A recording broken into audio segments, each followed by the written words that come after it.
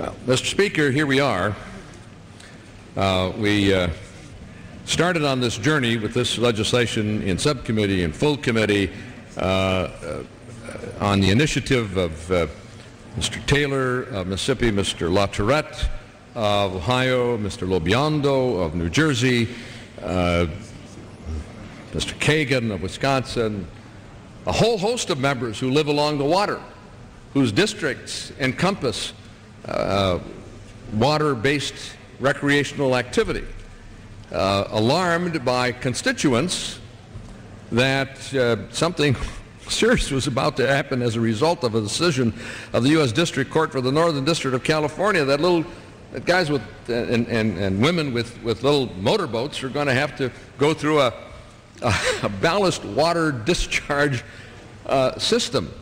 Well, the ramifications would have brought back, would have brought forward a regulatory scheme that would have been extraordinarily and unnecessarily burdensome on weekend recreational boaters.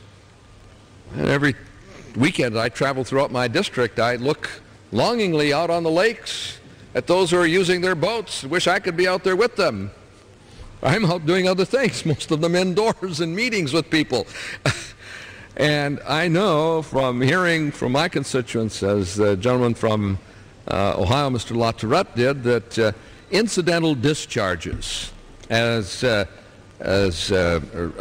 covered by the court ruling, deck runoff, laundry, shower, galley waste from 13 million state-registered recreational boats could wreak havoc in this sector that's a multi-billion-dollar part of our national economy and vital specifically to local economies and vital to individuals who seek respite from their workaday life by getting out on the boat on the weekend and kicking back, enjoying the water and the water environment.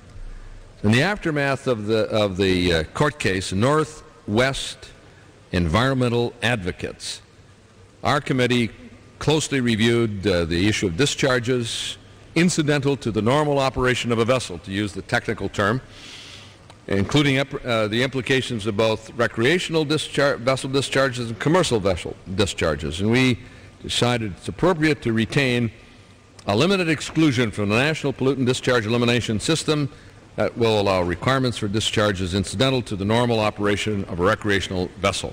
We restore the status quo in this legislation that existed prior to the California court decision.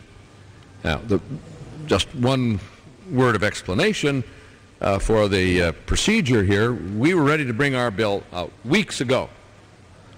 We got message from our counterparts in the other body to wait and give the other body time to move its legislation because of all the procedural limitations and hoops they have to jump through in the other body, wait until they could move a bill. And we waited and we waited and we waited. We were ready to move our own bill. I said, this is it. We'll bring it to the floor this week. We're not going to wait any longer.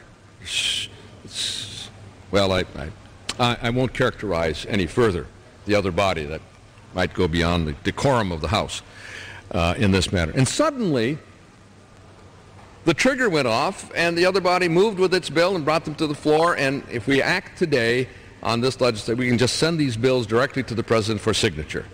And that's what we ought to do in the best interest of voting and best interests of comity between the bodies. I reserve the balance of my time. In doing so, I express great appreciation to the gentleman from Ohio for his patience, for his cooperation, his participation, from the gentleman from Mississippi, Mr. Taylor, also for being very, very patient on the issue, and for all the other colleagues who have wanted us to take this action. We're doing it.